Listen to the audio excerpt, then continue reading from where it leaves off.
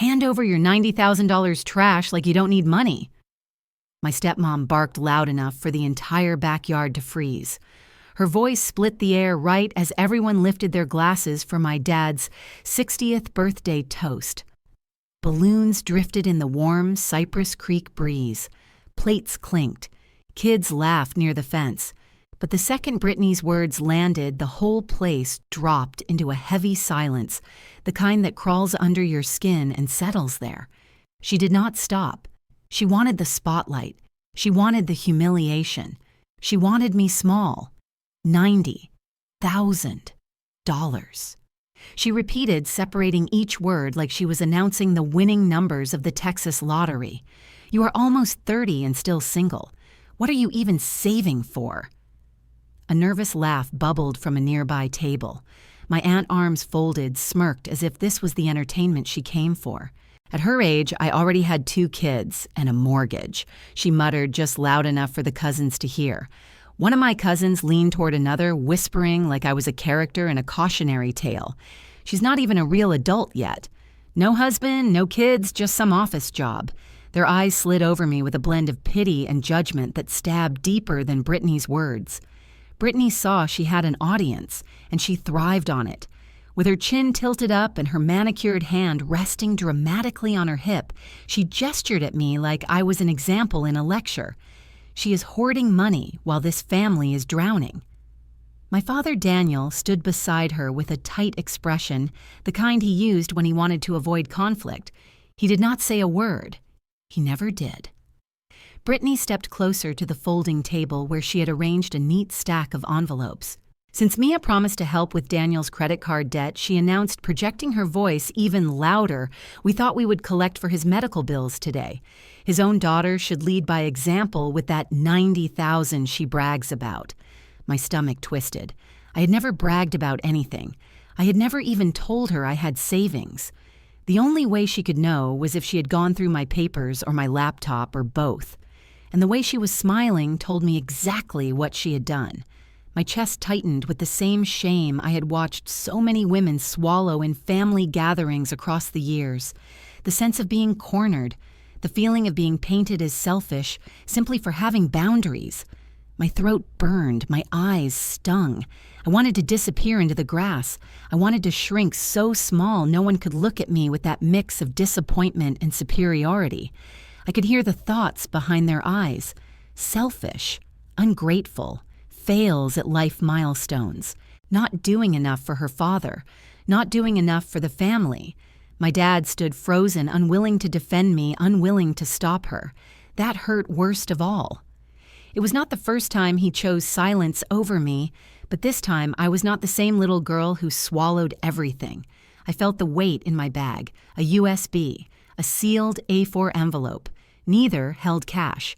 Both held something stronger, proof, patterns, truth. And for the first time all evening, a small part of me felt steady. My car keys dangled from my wrist. The metal keychain with the Care Ledger logo caught the sunlight. One of my cousins, Billy, glanced at it and shrugged. "You still working with that little app thing?" I smiled faintly. No one knew. Not yet. Not that I had helped build it. Not that Care Ledger had grown from a side project into a software tool clinics were beginning to adopt. Not that a major company was discussing a buyout that could change my entire future. They thought I was just Mia in a simple job with a simple life and a savings account they could raid whenever they felt entitled. They had no idea what I carried into this backyard, no idea that I had spent weeks tracing every strange transaction in my father's accounts, no idea how much I already knew, and absolutely no idea how tonight would end. I swallowed the lump in my throat. I placed my drink down carefully to keep my hands from shaking. I did not yell back. I did not storm out. I simply lifted my chin, breathed in the thick Texas air, and let the fire settle in my chest. They thought I came here alone with nothing but a savings account they could raid. What they did not know was that I had spent weeks tracing where every dollar in this family really went. And tonight I was not the one who should be scared. Before I tell you how my stepmom tried to take more than my savings and what I did in return, Tell me where you are watching from. This might hit closer to home than you think. I grew up learning how to disappear long before I ever understood the word itself, because in our small Houston home, where the walls still held the scent of my mother's cooking and the fading warmth of her laughter, everything shattered the year she died. I was 11, old enough to understand loss, but too young to understand how deeply it could stain the future. And when Laura passed from an illness that came fast and stole faster, my father, Daniel, collapsed into a quiet kind of grief that hollowed him out, leaving him present in body, but missing everywhere else. He spent nights staring at bills he could not pay, drifting between work and the hospital and the house, like a shadow that barely recognized me. And I tried to be small and obedient, because whenever he looked at me, his eyes carried a reminder of everything he had lost. For years after her funeral, the house felt like a museum of things we could not bring ourselves to touch. My mother's sweaters folded in her dresser, her favorite mug left on the counter, her perfume still sitting on the vanity, and I clung to those objects as if they were anchors, but Daniel could not stand the reminders, so the spaces between us widened until silence became our most common language, and by the time I turned 13, I had learned how to do my homework alone, how to make dinner without asking how to tuck myself into bed quietly, because my father was drowning in debt and grief, and I did not want to be another weight he had to carry.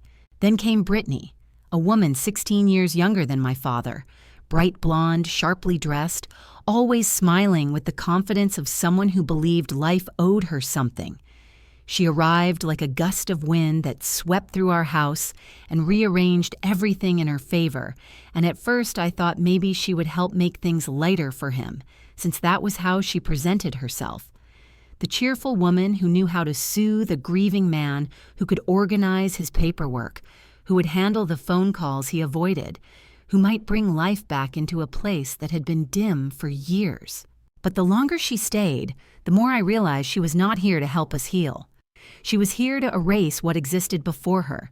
She began by offering to help Daniel manage his debts, which he accepted gratefully, because he did not know how else to dig himself out. And Brittany took that trust and walked straight into a position of control, organizing his finances, speaking to creditors, making decisions he should have made. And she did it all with an air of benevolence that kept him blind to the power she was quietly stacking in her own corner.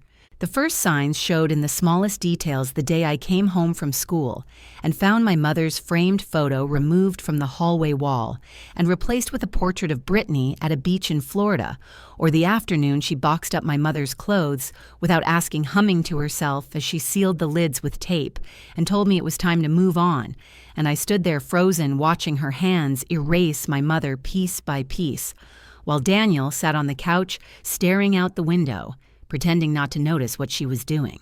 Brittany never raised her voice at first. She preferred the quieter cuts that came disguised as jokes, the comments that only stung after they settled in my chest. A while, like the morning she walked past my unmade bed when I was 14 and smirked, telling me my mother never taught me how to clean up after myself, as if the dead could take blame for everything she wanted to criticize. And Daniel did nothing, his silence strangling any chance I had to defend my mother or myself. From that point on, Brittany carved out her place as the center of the household and encouraged me to stay on the edges. I learned to eat quickly to keep my shoes by the door to avoid confrontation, because every disagreement somehow became my fault, and I turned into what I can only describe as a background character in my own home present, but never acknowledged, tolerated but rarely included a quiet shadow drifting through the rooms, while Brittany reorganized my mother's kitchen, donated her furniture without announcing it, and spoke to Daniel with a tone that made him fold into himself. The years passed that way, and I adapted, swallowing hurt until it felt normal letting her commentary wash over me, using silence as my armor, because arguing only made things worse. But one moment carved itself so deeply into my memory that even now, at 29, I can recall it with a clarity that tightens my chest. I was 16 and looking for a permission slip in the drawer near my father's desk when I came across a credit card statement. With his name printed in bold letters, the charges listed below were not the kind of things Daniel would ever buy, because he hated spending money even when we needed to. Yet the statement showed transactions for luxury spas, online boutiques, and beauty products that cost more than our grocery budget, none of which matched anything in our home or in his habits. I remember holding the paper in my hands, confused, trying to understand how these expenses made any sense when we were supposedly scraping by. And when I asked my father later that evening, he brushed it off with a tired shrug, telling me Brittany had everything under control, and I should not worry about adult matters. Back then, I believed him, because I had been trained to. I thought Brittany was managing something I did not understand, some plan she and my father had worked out. But now, standing in the backyard of his birthday years later, with that humiliating demand echoing in my ears, I finally understood that the red flags had been waving long before I had the language or power to name them. By the time I turned 22 and walked across the stage at the University of Houston with my diploma in hand, I carried inside me a determination that had been building since the day Brittany replaced my mother's photo on the hallway wall, a quiet but relentless vow that one day I would leave behind the house where silence had been used to control me. And that vow became the fuel that pushed me into adulthood with a focus that left no room for mistakes or indulgence. So when I accepted a full-time position as a medical billing specialist at St. Helena Community Hospital in the spring after graduation, I threw myself into the work with an intensity that surprised even my supervisor, learning insurance codes, compliance rules, denials, and appeal processes, until the spreadsheets and claims software felt more natural to me than conversations at home ever had. During those early years, I lived in a shared apartment on the east side of Houston with a roommate who worked night shifts, which suited me because it meant I could spend evenings alone at the kitchen table with my laptop open while I logged into remote data entry jobs, sometimes for clinics that needed temporary help catching up on billing, sometimes for small offices that paid modest hourly rates but offered steady hours, and I did all of it because I had decided with a clarity I rarely revealed that I would not allow my future to be shaped by the chaos and demands of the household I grew up in. While my coworkers planned weekend trips to Austin or booked flights to Miami for summertime celebrations, I stayed home with coupons and grocery lists, telling myself that every dollar I saved was a brick in the foundation of the life I intended to build. And even though it felt lonely at times, choosing silence and sacrifice had become familiar to me, the same way it had been in my childhood, except now the silence was mine and not something forced upon me. I tracked every purchase in a spreadsheet, recording rent utilities, food transportation, and even small things like coffee, watching the numbers stack little by little.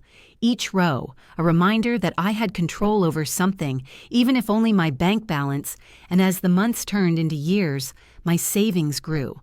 From small amounts to something that finally resembled progress, helped by overtime shifts at the hospital. Since billing departments are always understaffed and deadlines never stop, and I volunteered for every extra hour because the hospital paid time and a half on weekends.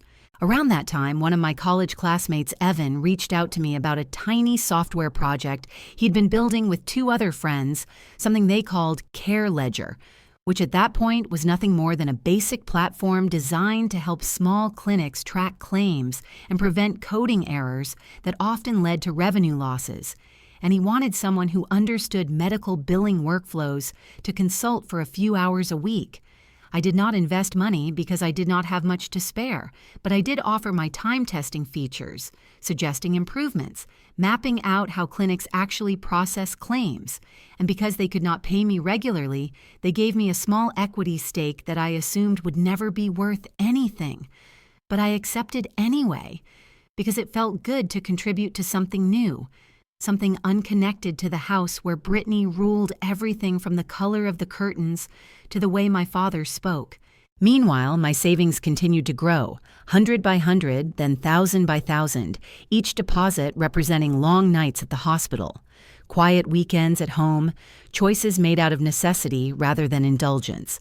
And after 4 years, I crossed the 70,000 mark, then the 80,000 mark, and I began browsing condo listings in neighborhoods far from Houston, imagining what it would feel like to decorate a place without someone removing my choices, imagining a space where no one looked at me like I did not belong. To me, the $90,000 I eventually saved was never just money. It was proof that I could build a life outside the shadow of Brittany's voice and my father's silence. It was my exit plan, my escape route, my promise to myself that the girl who learned how to disappear would someday have a place where she did not have to hide, and I guarded that number with a fierceness no one in my family understood because they only saw money as something to take rather than something to protect. Around my 28th birthday, something unexpected happened. Evan called to tell me that Care Ledger had been selected for a pilot program with a small network of clinics across Texas, meaning our little project had grown into something legitimate, something with traction, and he hinted that investors had begun showing interest, which made my chest tighten with a mixture of disbelief and hope, because I had spent so many years feeling like the quiet one in the family that the idea of being part of something valuable felt surreal. Then one evening, not long before my father's birthday, I opened my laptop after a long shift at the hospital and saw an email from Evan that made my hands tremble slightly.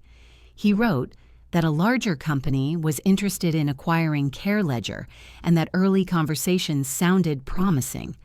He ended the message with a sentence that echoed in my mind for days. The acquisition talks are serious. If it goes through, your equity could be life-changing. I stared at the words again and again, not because I fantasized about being wealthy, but because the idea of having the power to choose my own future without needing anyone's approval felt like a possibility I had never dared to believe in, and even though this news filled me with a quiet thrill, I told no one, especially not my father or Brittany, because some things belong to the part of your life that others have not earned the right to touch. I closed the laptop gently and whispered to myself that maybe the life I dreamed of was closer than I thought, and I held that hope close tucked away, like a secret I was not ready to share, knowing that one day the world would see that I was not the small, powerless girl they believed I was. About a month before my father's birthday, when the weather in Houston had just begun shifting toward the thick warmth of early summer, and my workload at the hospital was heavy enough to make every evening feel like a quiet collapse, my phone lit up with Brittany's name, and for a moment I considered letting it ring until it stopped, because nothing good ever came from conversations with her. But something inside me told me to answer, so I took a slow breath and pressed accept. Her voice came through the line wrapped in sugary politeness, the kind she used whenever she wanted something almost musical and entirely deceptive. And before I could even greet her, she launched into a monologue about how much she cared about keeping the family strong and how grateful she was that I had turned into such a responsible young woman, lines she had never said before and never would again unless she needed leverage. And as she spoke, I sat at my small kitchen table staring at the chipped edge of a ceramic bowl, listening to her words slide around the truth she refused to state directly. She began with the familiar script I had heard relatives use for years. "We are family. Your dad sacrificed so much for you.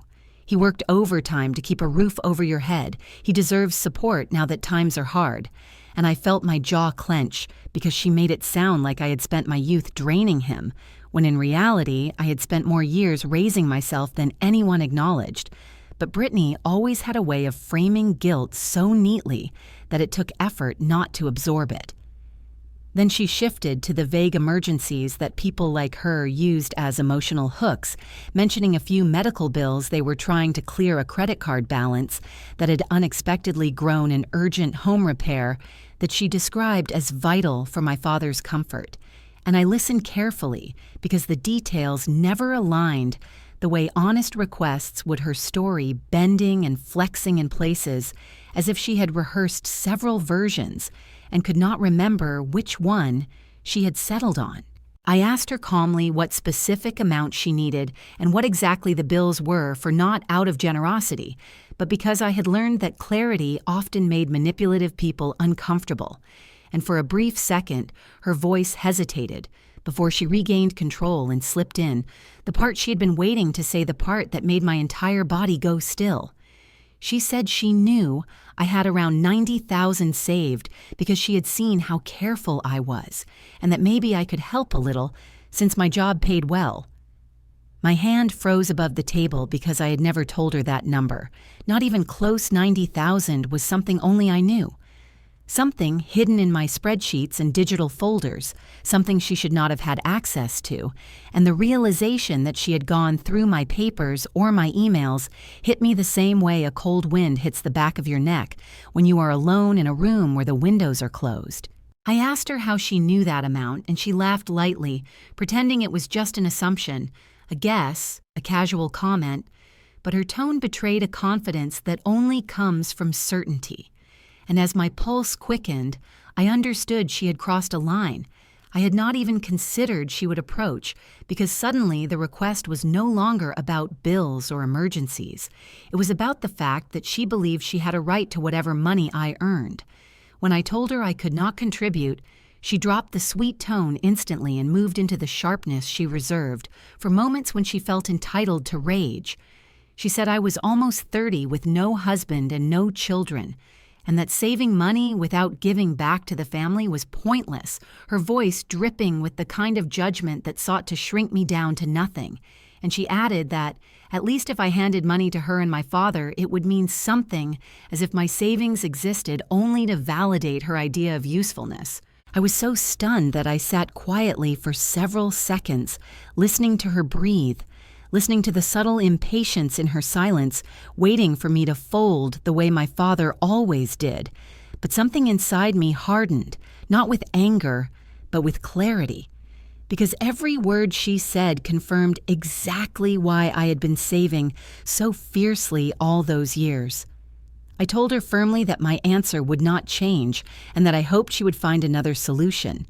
Then I ended the call before she could twist the narrative any further, staring at my phone afterward with a mixture of disbelief and resolve, because I knew that would not be the last attempt she made, and I also knew I needed to understand exactly what was happening behind the scenes.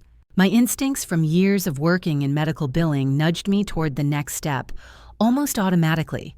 So I opened my laptop, logged into one of the credit monitoring services I used for my own accounts, and checked my father's credit report, because anytime financial inconsistencies appear in a household where one person controls the money, patterns usually emerge in places people assume no one will look. And when the report loaded, my stomach dropped as I scanned the summary. A new line of credit had been opened recently under my father's name, something I knew he would never initiate on his own, because he barely understood how to manage his existing accounts.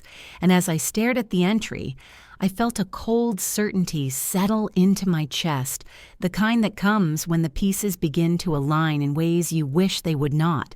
Because Brittany had not just crossed a boundary with me, she had stepped into a place that suggested something much deeper and far more dangerous. And I sat there in the dim kitchen light, realizing that whatever was coming next would not be accidental. The night after discovering the new line of credit on my father's report, I sat at my small kitchen table with my laptop open and the dim overhead light casting long shadows across the paperwork I had already begun gathering, and while a part of me still hoped there might be an innocent explanation, the larger part, the part shaped by years in medical billing and compliance, already understood that money rarely moves in strange ways without someone pushing it there intentionally. So I decided to follow the instinct that had kept me sharp in my job, the instinct that said patterns do not lie even when people do. My father had asked me several times in the past to help him check his bank app because he could never remember the login information, so I still had access to his account, saved on my phone, something he had never revoked because he rarely remembered to change anything. And as I opened the banking page, I felt a mix of dread and clarity rise in my chest, the same mixture I had felt countless times while reviewing fraudulent claims in hospital files, only this time the numbers belonged to someone I loved. I scrolled through his recent transactions, slowly letting each line settle into my mind, noticing deposits that made sense, like his pension payments and small refunds from insurance, then noticing withdrawals that did not align with anything my father had ever mentioned, an online purchase from a retailer in another state, several charges to a spa service in a city he'd not visited, recurring transfers to an account I did not recognize. And each new inconsistency tightened the coil of suspicion that had been building since Brittany first mentioned my savings. I opened a new document and began typing entries the way I would when preparing a financial discrepancy report at the hospital logging transaction. Dates, amounts, and descriptions, cross-referencing them with the locations my father had been at the time. And as the list grew longer, I felt my pulse slow into a focused rhythm, because this was the one area of life where I never hesitated. The place where numbers revealed truths no one could hide behind excuses or emotions. After reviewing several months of statements, I moved to the medical billing documents my father kept inside a folder at the house documents he had once shown me briefly when he needed help understanding an insurance letter. And although I did not have physical access to everything, I remembered enough details from that day to log into the patient portal of the home health agency that had been assigned to him for a short period after a minor procedure, an agency where Brittany conveniently worked part-time, and as the portal loaded, I felt a heavy stillness settle in the air because I already suspected what I might find. The billing history showed repeated entries for services that seemed broader and more frequent than the ones my father had actually received, including overlapping dates, duplicate claims and charges for visits that he never mentioned, all coded in a way that suggested someone with insider knowledge understood how to bypass automatic rejection systems, and I felt my jaw tighten as I recognized patterns I had seen with fraudulent providers in my daily work, the kind of patterns that often led to Medicare investigations. I examined the remittance reports which showed reimbursements from Medicare into the agency, and then noticed that part of the funds had been moved to a secondary account listed under a vendor name that did not match any legitimate supplier, a detail that made my skin tingle with the certainty that something was very wrong. I printed the summary pages one by one, stacking them into a growing pile that I labeled mentally as evidence, then opened a fresh spreadsheet to begin connecting the pieces, matching dates of Medicare reimbursements to dates of withdrawals or transfers from my father's account, pairing the spa charges with the days Brittany had claimed she was working late, and highlighting the entries that looked most suspicious. As the files continued to print, the papers sliding out one by one in crisp sheets, I felt the weight of what I was uncovering deepen, not just because of the numbers, but because of the realization that this was not an accidental mess or a misunderstanding. It was a pattern of intentional behavior that had likely been happening for years without my father noticing. I gathered the documents into a neat folder, the kind I used at work when preparing audit packets, and placed it beside my laptop, telling myself that even if I decided not to confront anyone yet, I needed the truth organized and ready, because sometimes the only power you have in a toxic family is the evidence you can hold in your hands. As I paused to breathe, a thought crossed my mind with a sting that lingered. I look at fraud all day for strangers. I never thought I would have to do it for my own family, and saying it silently made my throat tighten with a mixture of sadness and resolve, because no matter how painful the truth was, I preferred it over the blindness that had defined so much of my childhood. I returned to my father's bank statements for one final review, scanning backward month by month, letting my eyes drift across the totals, and then I saw a transfer of $7,500 sent from my father's checking account to an account under Brittany's name, labeled with a note that said, reimbursement, a word that made me sit up straighter, because my father never used terms like that, and certainly would not send that amount without telling me. And in that moment, everything crystallized. The credit line, the medical bills, the spa charges, the vague emergencies, all of it converging into a single undeniable conclusion. Brittany had been siphoning money from my father and manipulating his finances in ways he was too trusting or too weary to question. And now that I had the proof in front of me, I knew there was no turning back from whatever this would become. By the time May arrived and the plans for my father's 60th birthday were solidified in the family group chat, I had already gathered enough evidence to fill a folder thick enough to bend at the edges, yet I kept my suspicions close to my chest because the last thing I wanted was to tip Brittany off before I understood the full scale of what she had been doing. So when her message popped up in the group chat announcing that we would be presenting Daniel with a surprise fund, I felt a cold ripple move through me, the kind that comes when you know you are about to walk into a situation designed to trap you.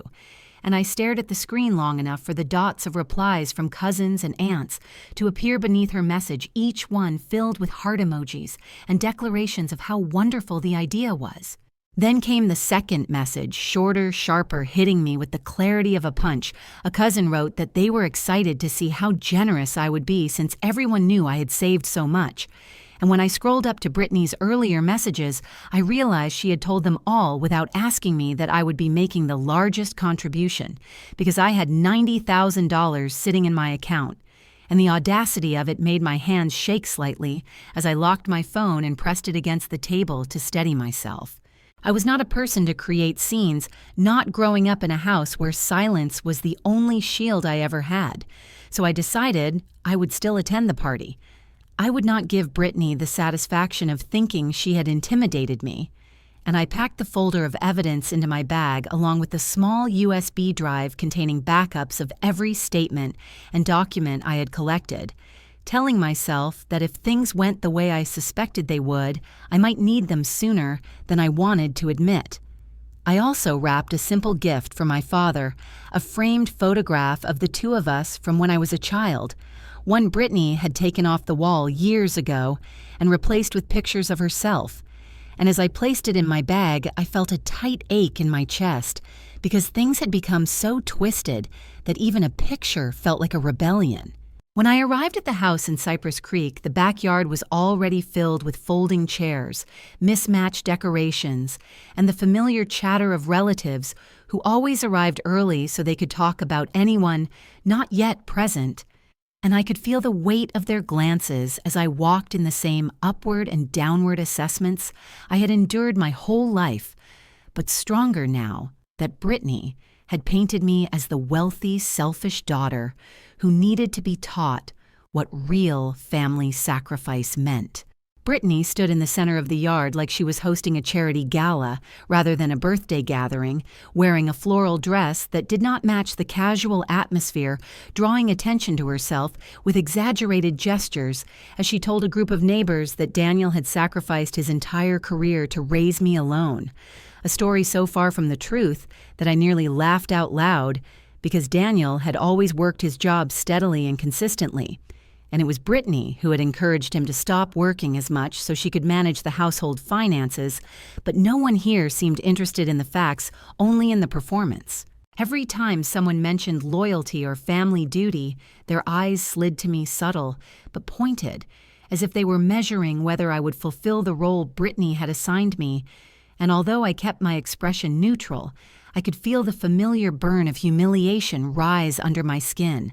The same burn I had felt as a child when adults talked around me, rather than to me, shaping stories that became truths because I had never been allowed to challenge them. I moved through the yard, slowly greeting relatives, listening to snippets of conversation, watching Brittany command the space as though she owned it. And as I placed my father's gift on the table near the cake, I heard her laugh behind me, a high, sharp sound that had always made the hair on my arms rise, and I turned just enough to see her whispering with a woman I recognized from the neighborhood, a woman who had always seemed eager to absorb gossip. Brittany leaned in close to her, speaking in a tone she probably thought was discreet, although her voice carried more than she realized, and I froze mid-step when I heard her say, "Once we get that money out of her, I can finally refinance the house in my name only," and the ease with which she said it, as if my savings were already hers. as if my father's home were a prize she deserved to claim, made something inside me shift from anger to clarity. In that moment, I understood that the humiliation she had planned for me today was not impulsive or emotional. It was strategic. It was part of a larger scheme she had likely been building for months or years. And hearing her words snapped the final thread of hesitation inside me, because now I knew exactly what I was dealing with and exactly why I had come. And as the chatter of the backyard rose behind me, and the smell of grilled food drifted across the warm Texas air, I felt a strange calm settle inside me, a calm that came not from acceptance, but from certainty because I had walked into a trap. Yes, but she had no idea that while she had spent years underestimating me, I had spent weeks preparing for this moment. The moment Brittany stepped toward the center of the backyard and clinked her glass for attention, I felt the entire atmosphere tighten the way air does before a storm. And although I had tried to prepare myself for whatever performance she had planned, nothing could have softened the shock of hearing her voice slice through the chatter as she repeated the very words that had already burned themselves into my memory. Her tone sharper and colder than it had sounded in the hook, and as she said $90,000 again with exaggerated pauses that made each syllable land like a slap. The sound around us dimmed until all I could hear was the faint clatter of a fork being set down on a plate and the soft shuffle of guests repositioning themselves to get a better view of the unfolding humiliation. My father stood near the grill with his arms by his sides, shoulders stiff, his expression frozen in that familiar mask I had seen so many times throughout my childhood, a mask that meant he would not defend me, not interrupt, not de-escalate. He would simply allow the moment to pass as if silence could protect him from choosing sides, and seeing him like that made something deep in my chest ache with an old wound I thought I had grown out of, yet here it was again, raw and exposed under the bright Texas sunlight. Brittany lifted her chin, letting her perfectly curled hair fall over one shoulder as she looked around the yard with a theatrical sigh, saying that she and Daniel had carried me for years, that I had lived under their roof without paying anything that they had sacrificed so much to raise me, and now it was my turn to carry them for once.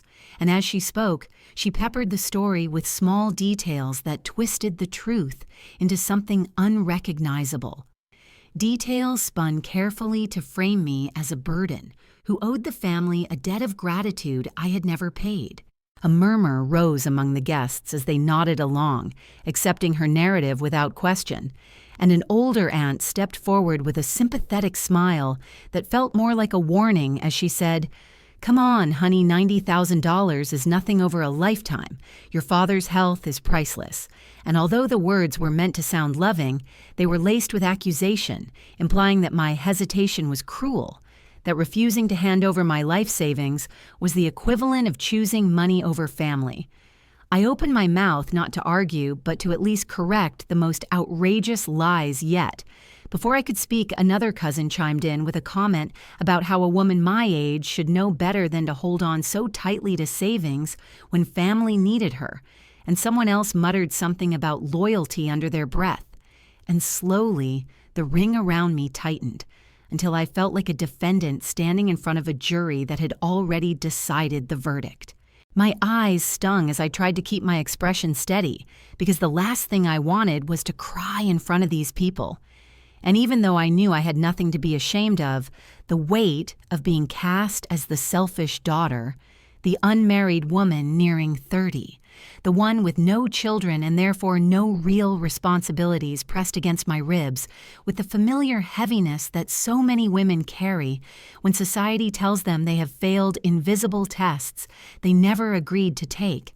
Brittany stepped closer and folded her arms, her voice louder now as she said that I had bragged about having all that money saved a blatant lie, because I had never told anyone about my account.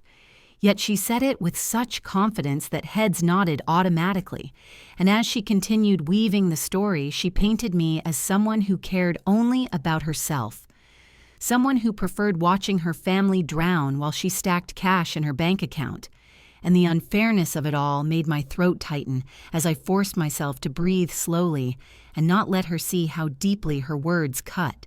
When I tried to take a small step back to give myself space, the murmuring from the crowd grew louder, and the look on my father's face did not change, not even when Brittany began to raise her voice as if she were the victim in all this, accusing me of refusing to help when I had supposedly promised, and I wondered how many times she had practiced this speech, how long she had been preparing to corner me publicly like this.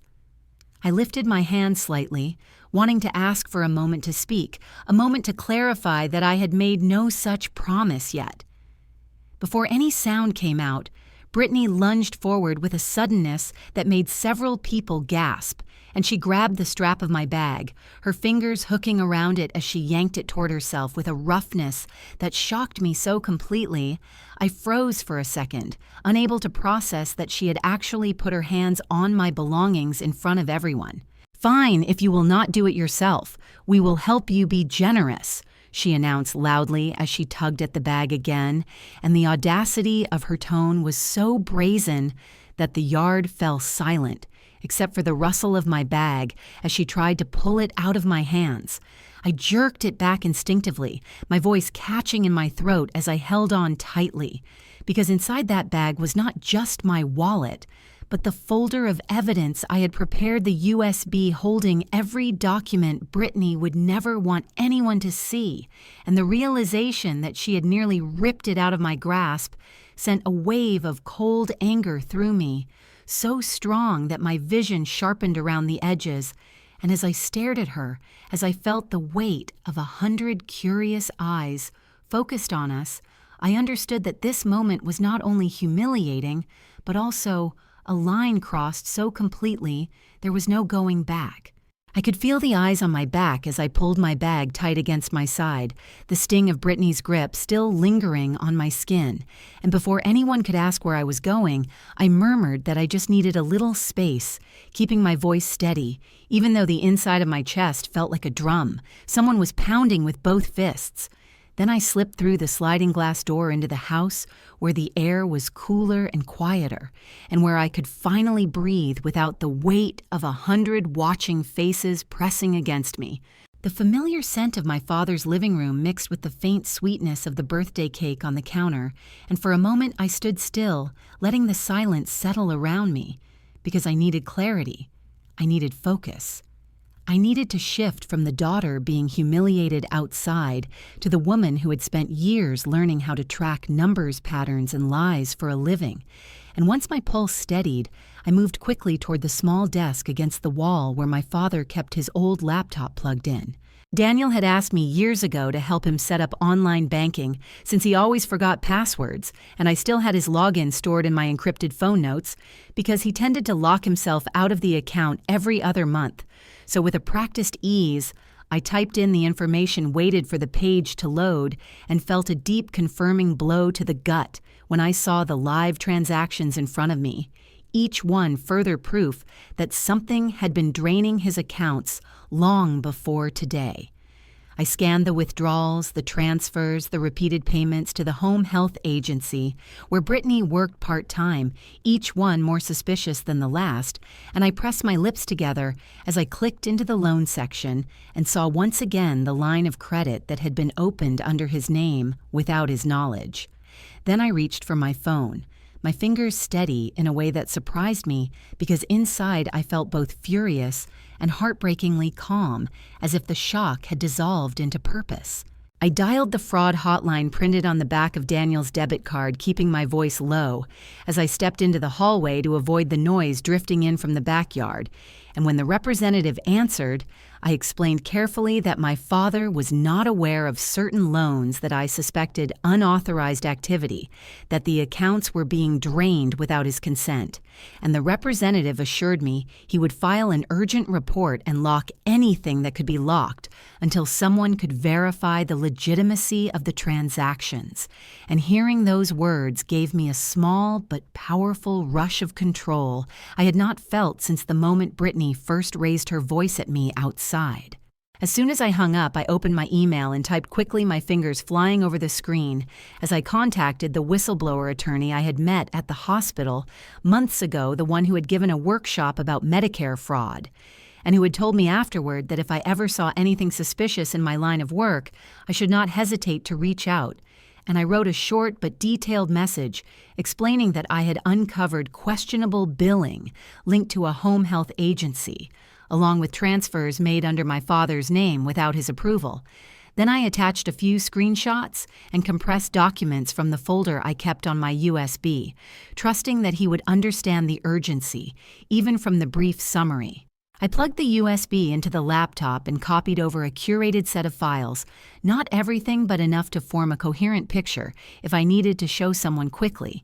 And then I opened the smart TV settings in the living room, connecting it to the laptop and leaving it in screen mirroring mode with the display, dark but ready to activate with a single key press, because I knew that if things escalated, if Brittany forced the situation into another public spectacle, then I would not walk back out there defenseless.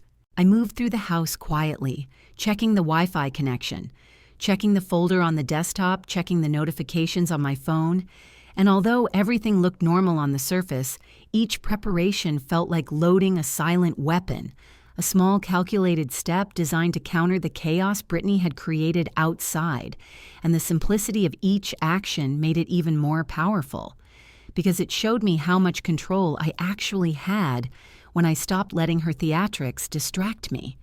When I finished setting everything up, I leaned against the counter and closed my eyes for a moment, letting the hum of the refrigerator and the soft whir of the ceiling fan settle around me, feeling the tension in my stomach unwind just enough to allow me to think clearly again, and then my phone buzzed.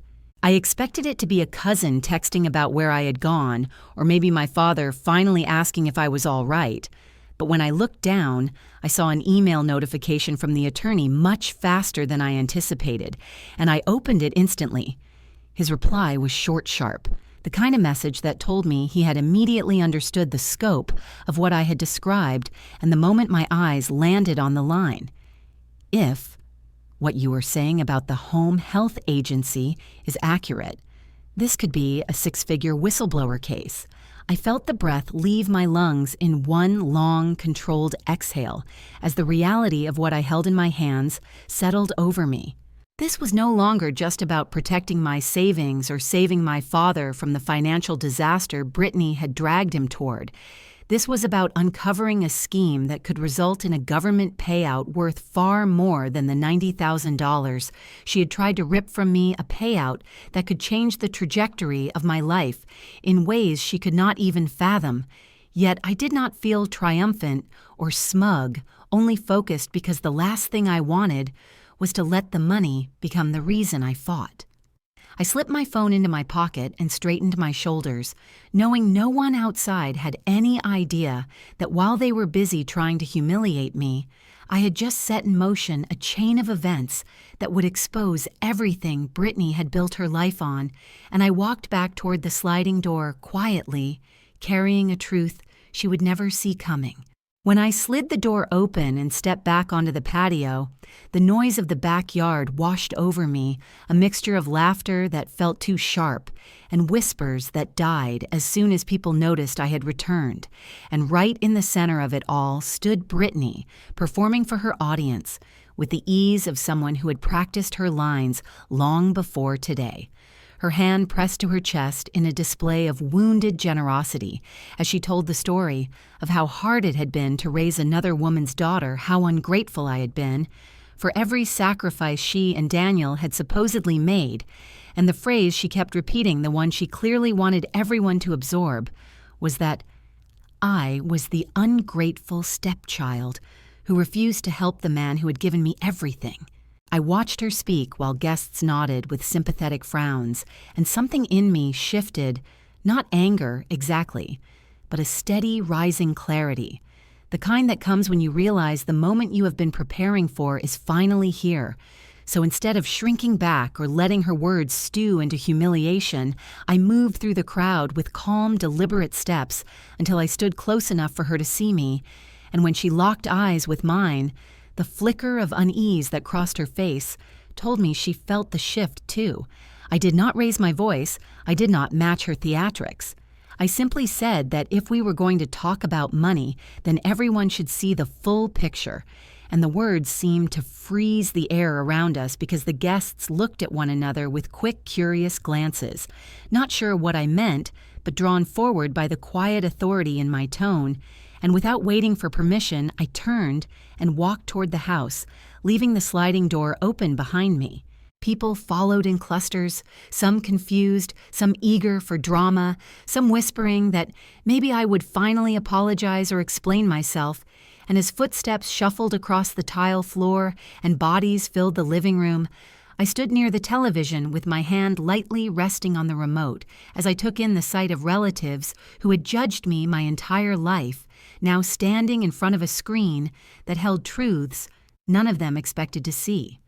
Brittany pushed her way to the front of the crowd, her face tight with irritation, edged with uncertainty. And she demanded to know what I thought I was doing, but I did not look at her.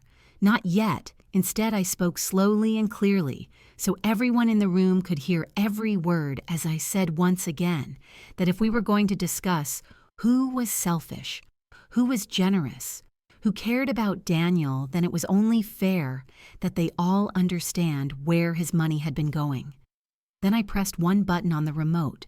The screen lit up instantly, the laptop mirroring feature activating exactly as I had prepared. And the first image displayed was Daniel's recent bank activity, the rows of withdrawals, transfers, and payments scrolling across the large TV, each number sharp and undeniable.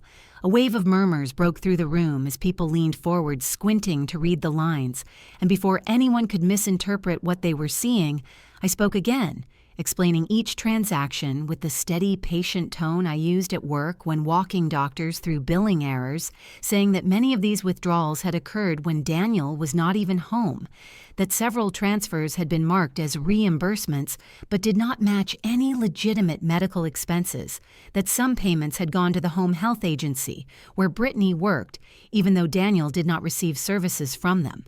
Brittany lunged toward the remote, insisting loudly that this was ridiculous that I was twisting numbers, because I resented her that this was a misunderstanding.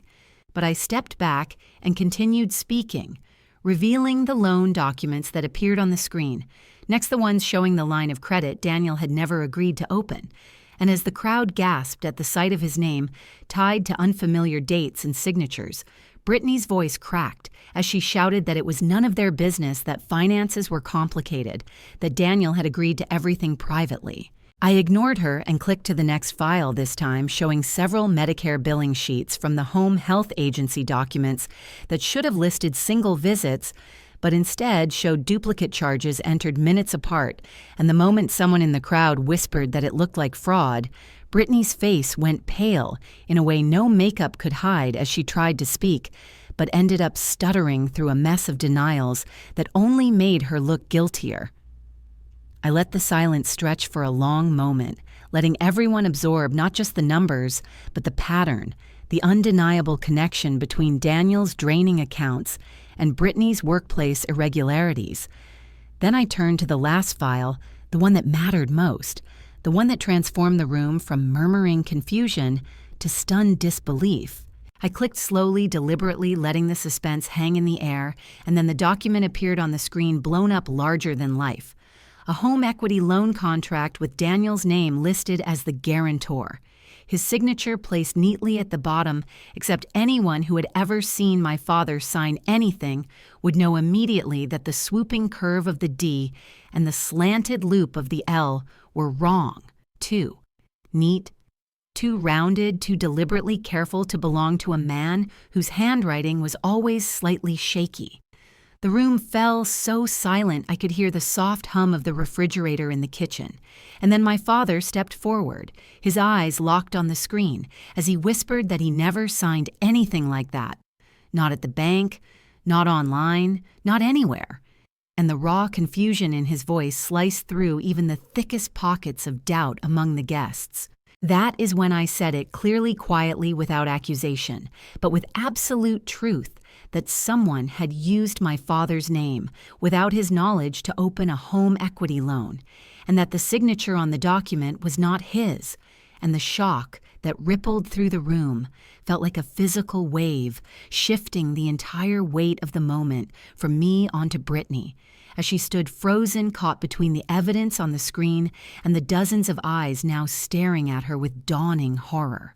For a long moment, no one in the room moved, the silence stretching so taut it seemed to hum like a wire pulled to its breaking point, and I watched my father's eyes flick from the television screen to the printout in my hand and back again, his breathing shallow, his shoulders trembling just slightly, as if he were trying to hold himself steady, while the ground under him shifted in ways he had never imagined, and when he lifted his hand toward the screen, his fingers shook so visibly that the people closest to him instinctively stepped back to give him space.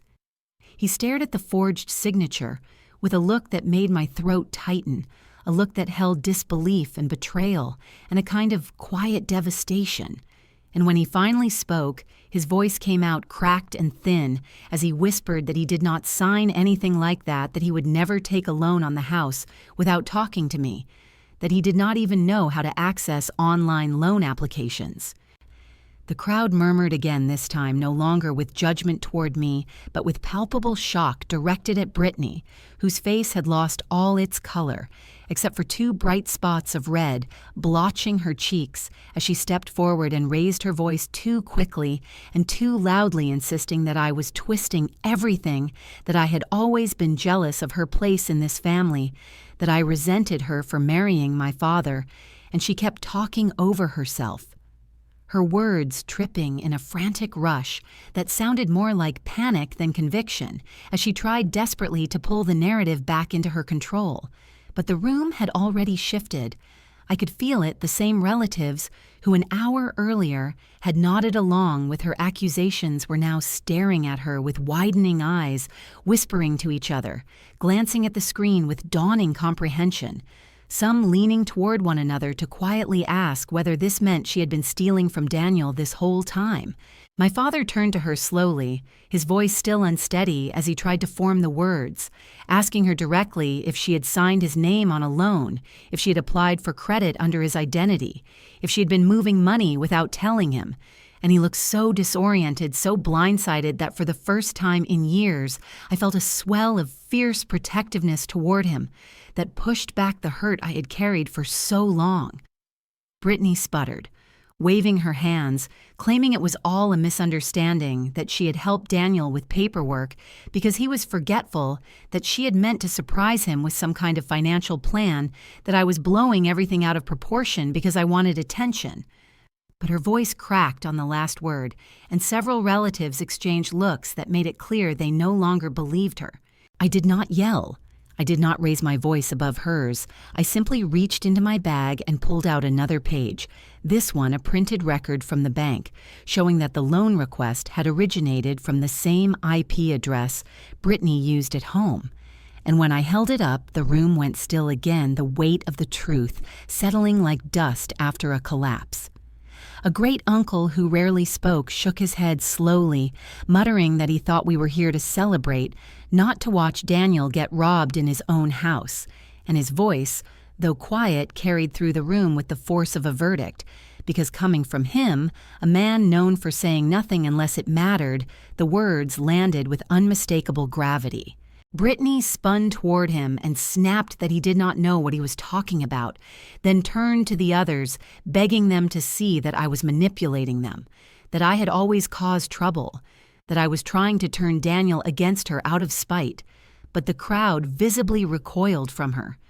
Now conversations shifting from shocked murmurs to pointed stares, as if everyone could finally see the pattern I had been living under for years.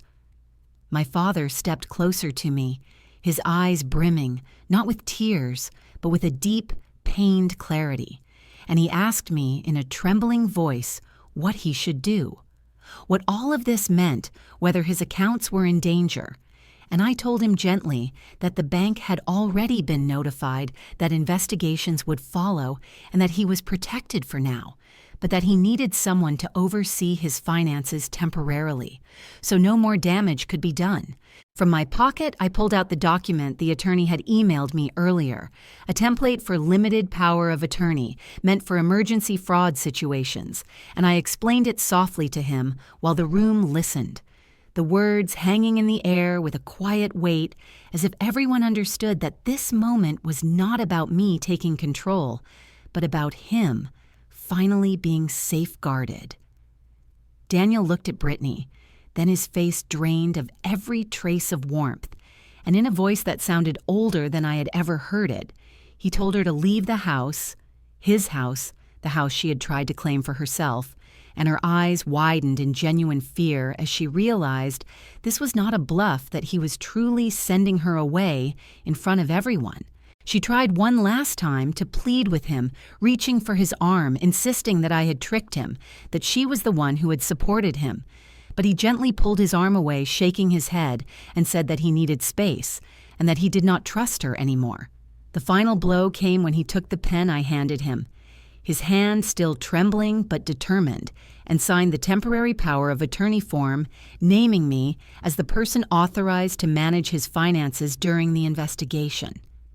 A hush fell across the room, heavy and absolute, as Brittany watched the signature take shape, her expression collapsing from outrage into something closer to raw desperation, because she understood perhaps more clearly than anyone else what that signature meant for her.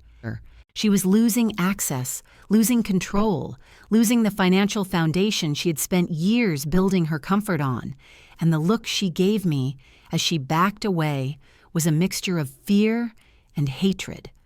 A look that only confirmed that everything I had done to protect my father was not only justified, but long overdue. In the days that followed the birthday disaster, everything moved with a strange combination of speed and inevitability, as if the truth that had finally cracked open in the living room could no longer be contained, and the consequences that had been quietly gathering behind the scenes now surged forward in a steady, unstoppable wave, touching every place where Brittany had left her fingerprints. The morning after the party, I woke early, exhausted but alert, and logged into my father's bank account. Before he was even awake, letting out a breath, I did not realize I had been holding when I saw the bright red notification at the top of the page that stated the line of credit had been formally frozen pending investigation, which meant no one could withdraw a single dollar from it. Not Brittany, not anyone she might try to enlist, and the relief that washed over me almost made my knees buckle, because saving the house had become a race against time I had narrowly won only because I had acted fast enough. By noon, the bank's fraud department called asking to verify details I had submitted the night before.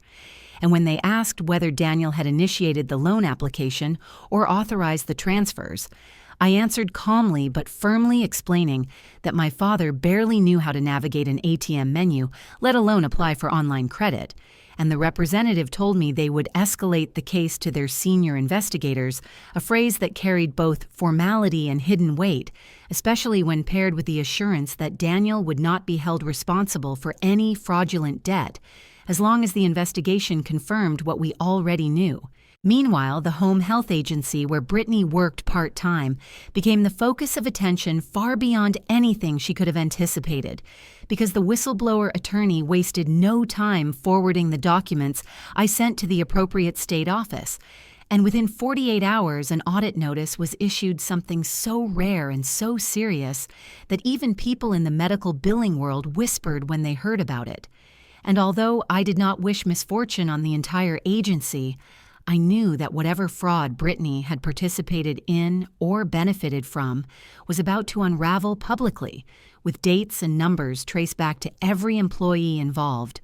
The fallout hit her hard almost immediately, much faster than even I had expected, because the bank mailed a notice requesting her cooperation in the fraud inquiry, and the home health agency placed her on leave pending the audit, which in reality meant she was effectively suspended, and the financial strain that resulted was visible in how quickly she packed her belongings from my father's house after he told her she had to move out. She left with far fewer bags than she had arrived with years ago, because much of what she considered hers had actually been bought with Daniel's money she no longer had access to, and she ended up renting a small apartment on the outskirts of town, one so cramped and worn down that even the cousins who once fawned over her talked in hushed tones about how far she had fallen. Without access to Daniel's accounts, she could no longer pay the car note on her shiny SUV, and within 2 weeks it was repossessed, a fact I learned not because I was monitoring her life, but because gossip in a small Texas suburb travels faster than wildfire on dry brush, and hearing that she had lost the car did not bring me joy exactly, but it did bring a quiet sense of equilibrium. A reminder that actions, when left unchecked, tend to circle back eventually.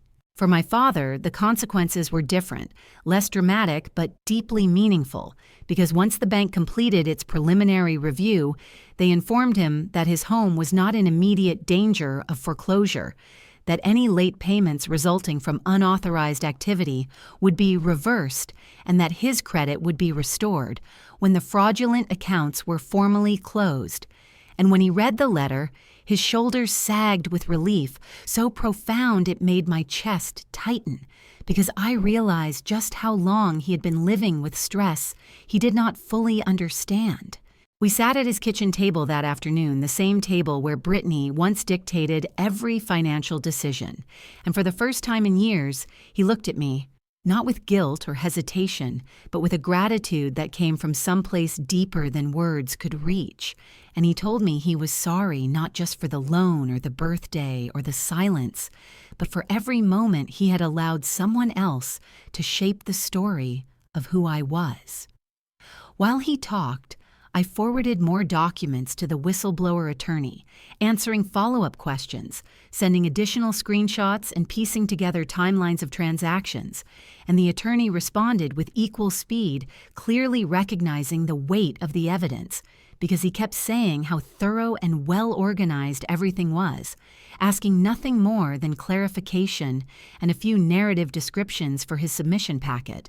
By the end of the week, he called rather than emailed, his voice carrying the controlled excitement of someone who knew he had stumbled into a major case, and he told me plainly that the evidence was strong, that it showed a clear pattern that the agency would have to answer for the discrepancies, and then he paused for a moment before adding a sentence that made my heart thud with a mix of disbelief and dawning realization. "If this proceeds the way I think it will," he said, "you could be looking at a whistleblower reward in the low 6 figures. I sat very still, staring at the sunlight stretching across my father's living room floor, while the words settled into place, understanding that the money Brittany had tried to take from me, the $90,000 she had demanded publicly, was nothing compared to what might actually come my way, not through manipulation or aggression, but through truth, evidence, and work I had already done. The irony was sharp and perfect, not cruel but poetic, because the future Brittany had tried to steal from me had grown larger instead, expanding beyond anything she could have imagined, and as I ended the call and placed my phone on the table, I felt not triumphant but steady and certain, knowing that justice, when it finally clicks into place, does not need to shout to be felt. It was almost 3 months after the birthday explosion when the knock finally came. 3 slow raps against the front door of my father's new apartment, the sound hesitant, yet desperate. And I remember how Daniel glanced up from the kitchen table with a puzzled crease in his forehead, because very few people ever visited unannounced, now that his life had shrunk down to something quieter and simpler, free from the noise Brittany used to create around every small event. I walked toward the door with a strange calm already spreading through me, as if some part of me had been expecting this moment, as if I had known all along that Brittany would eventually circle back when her world ran out of places to collapse onto, and when I pulled the door open, the sight waiting on the other side was so different from the glossy woman who once dominated every gathering that for a second I simply stared. Her makeup was smudged in uneven streaks, her hair pulled into a loose knot that looked more like an afterthought than a style, and the clothes she wore were wrinkled and thin, clinging to her the way desperation clings to someone who has finally hit the floor. They always believed they were above, and she held herself with a posture that was part pride, part fear, part exhausted surrender. She tried to smile, but her lips trembled, and when she said my name, it came out barely above a whisper, brittle around the edges. Then she asked if Daniel was home, because she needed to talk to both of us and behind me. I felt my father stand up slowly, his movements careful, almost wary, and when he saw her, his expression flickered with something between pity and regret, though no trace of the old softness remained. Brittany stepped inside only when I moved back an inch, not because I invited her, but because she mistook my stillness for permission, and she perched at the edge of the small sofa, wringing her hands as if trying to smother her own anxiety. Daniel sat in the armchair across from her, silent, waiting, and she took a shaky breath before launching into the story. I suspected she had rehearsed in some dim apartment lit by a dying lamp. A story about losing her job after the audit began, about bills piling up faster than she could open them, about the agency cutting her loose once federal investigators showed up, about her car being repossessed, about her landlord giving her a final warning notice, about everything crashing because of what she called misunderstandings and miscommunications and bad timing. She said she knew she had made mistakes, but she insisted that she never meant for things to go this far, that she cared about Daniel, that she had always tried to keep the household running, that she only needed a little help to get back on her feet. Maybe a small loan. Maybe just a few $100s to cover rent while she figured things out. And Daniel opened his mouth as if to respond, but then closed it again, his eyes flicking toward me, not for permission, but for grounding, because for the first time in his life, he understood that reacting quickly without understanding the full truth was how he had ended up hurt before. I stepped forward before he could speak, not unkindly, but firmly, and Brittany's eyes snapped to mine with a flicker of hope. She tried to hide the hope of someone who believes she may still have one string left to pull.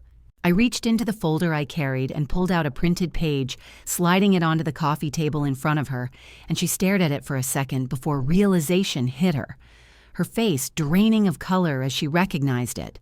The notice from the whistleblower case, the official letter stating that an investigation into fraudulent billing at the home health agency was underway, the letter that confirmed the agency had been flagged for Medicare discrepancies, and that specific employee activity was being reviewed. She knew instantly what it meant, not just for the case, but for her own reputation, for her future, for the version of herself she had tried so hard to portray. I told her quietly that this investigation was no longer something either of us could stop, that the agency would be audited, that names would be reviewed, that actions would be recorded. And she swallowed hard, leaning back as if the weight of that truth physically pushed her into the cushion. Then I said the words I had carried inside me since the night she tried to rip my bag away in front of our relatives. The words she had earned with every lie, every manipulation, every attempt to take from me what she believed she deserved, telling her that she taught me my money did not matter.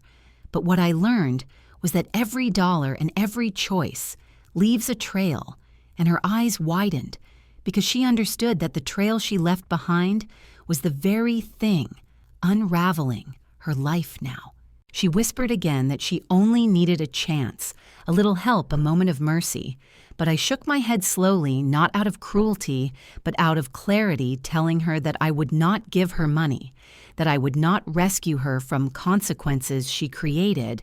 And then I added the part she had not expected, the part that made her breath hitch, telling her that when the government payout eventually went through, her name would not only appear in the investigation files, but also in the record of how the fraud was exposed, a legacy she would carry far longer than a repossessed car or an eviction notice.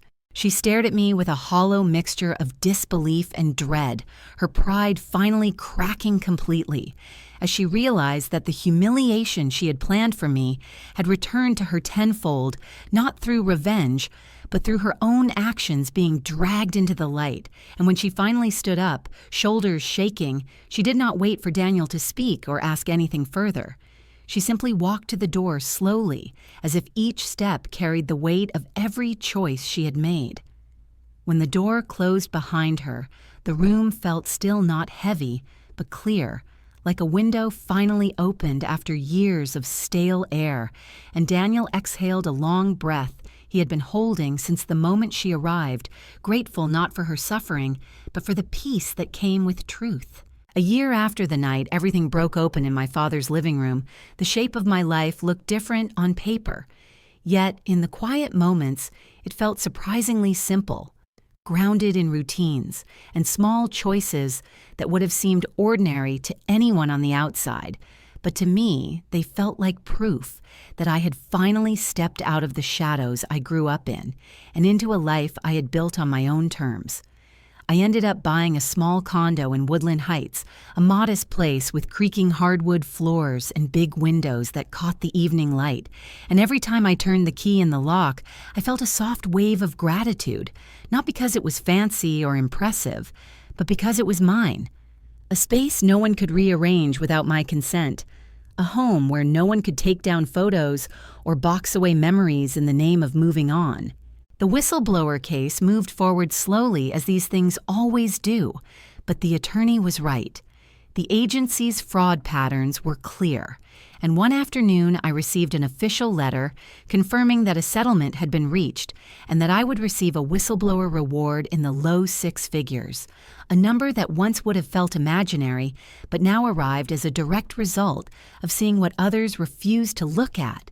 And not long after, that Care Ledger's acquisition was finalized, with my small equity turning into a lump sum payout that landed quietly in my account without fanfare or dramatic celebration. I did not rush out to buy a new car or designer anything. I still drove my old sedan through the tree-lined streets of Houston, the same worn steering wheel under my hands, the same faint rattle in the dashboard. And when people assumed I must have upgraded everything in my life, I just smiled and let them wonder, because it felt good to know that I did not need to prove my success to anyone. It was enough that I knew what I had and how hard I had worked to earn it. My condo remained simply furnished with a second-hand dining table and bookshelves. I assembled myself, and the most expensive thing I owned was probably the ergonomic chair I bought after a particularly long week of remote work. But every object in that space felt chosen by me, not imposed by someone else's tastes or desires. And that autonomy, more than the dollar amount in my accounts, was what made me feel truly wealthy.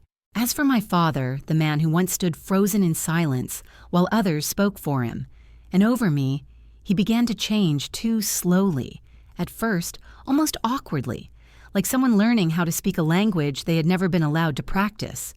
He started attending therapy at the encouragement of a social worker assigned during the bank investigation, and while he joked that he was too old to spill his feelings to a stranger, he kept going back week after week, surprising both of us. The first time he looked at me across my small dining table in Woodland Heights and said the words, "I am sorry," with his eyes steady and his voice clear, I felt something inside my chest shift. Not erasing the past, but loosening the knot it had tied around my memories, because he did not just apologize for letting Brittany control everything. He apologized for every time he had chosen silence, when I needed him to stand beside me, for every time he had allowed someone else to define me as difficult or ungrateful while he watched from the edges. We settled into a new rhythm, quieter than the noisy chaos of his old backyard, but much more real. He came over once a week for dinner, usually on Thursdays, and we would sit at that small table with simple meals, roasted chicken, steamed vegetables, sometimes just soup and bread, nothing elaborate, nothing staged for anyone else's approval. and afterward we would wash the dishes together while he asked me about my work, my projects, my life in a way that told me he was finally seeing me as an adult, not a child trapped in an old narrative written by someone who never had my best interests at heart. Sometimes we talked about Brittany not with bitterness but with an honest assessment of what had happened, how long the warning signs had been there, how often he had chosen not to see them, because acknowledging them would have forced him to confront his own fears, and I realized that part of healing meant recognizing that while she had done real harm, she had never been the only problem. Silence had been its own kind of accomplice in our house, and breaking that silence was what had finally set both of us free. On quiet evenings alone in the condo when the city hummed softly outside and the glow from the streetlights painted faint patterns on the floor, I would sometimes sit by the window and think about the girl I had been, the one who tiptoed around Brittany's moods, the one who saw a strange credit card bill at 16 and did not yet have the tools to understand it, the one who thought family meant enduring whatever was handed to you because blood demanded it. And I would feel a deep, steady compassion for her, the kind you reserve for someone you know intimately but have finally forgiven. I used to think family meant blood, I would say to myself, remembering the countless times I had been told to be grateful, no matter how small I was made to feel. Now I know family is who does not ask you to bleed for them, who does not treat your savings, your work, or your life like resources they are entitled to use. If someone has ever treated your money, your effort, or your very existence like it was nothing more than their backup plan, I hope my story reminds you that you are allowed to say no. You are allowed to protect what you have built. You are allowed to draw a line when someone tries to claim what they did not earn. And if you have ever found yourself in a moment like mine, standing in a room full of people who thought they could shame you into surrendering, I would like to hear your story too, because sometimes the most powerful thing we can do is say the truth out loud and let someone else see themselves in it.